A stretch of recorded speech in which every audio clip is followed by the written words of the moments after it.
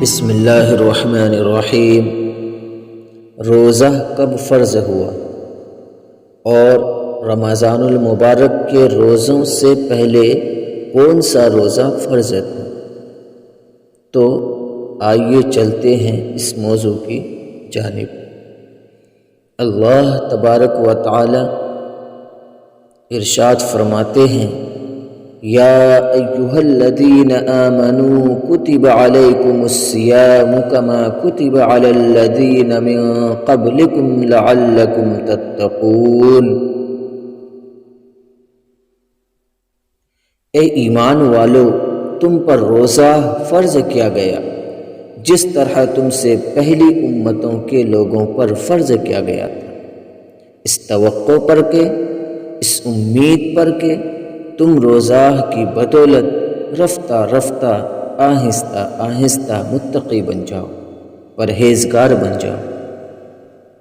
یہ آیت سورہ بقرہ آیت نمبر 183، صفحہ نمبر 28 اور پارہ نمبر 2 پر ہے۔ اس آیت سے پتہ چلتا ہے کہ اللہ تبارک و تعالی نے روزہ کو فرض فرمایا، لیکن آپ کو یہ بات معلوم ہوگی کہ رمضان المبارک کے روزہ فرض ہونے سے پہلے سب سے پہلے عاشورہ یعنی محرم کی 10 تاریخ کا روزہ فرض تھا۔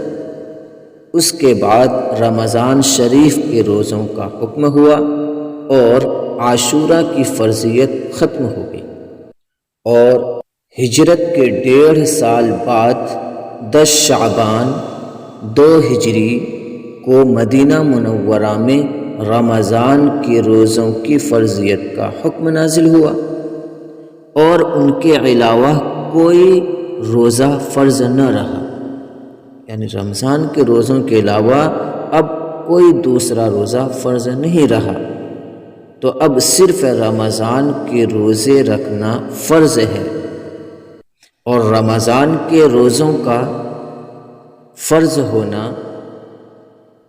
کتاب اللہ، سنت رسول اللہ اور اجماع امت سے ثابت ہے۔ بحوالہ کتاب الفقہ علی المذہب الاربع، جلد اول، صفحہ نمبر 872 تا 875۔ دوسرا حوالہ ہے زاد المعاد، جلد اول، صفحہ نمبر 160۔ تیسرا حوالہ ہے مکمل و مدلل مسائل روزہ، صفحہ نمبر 23۔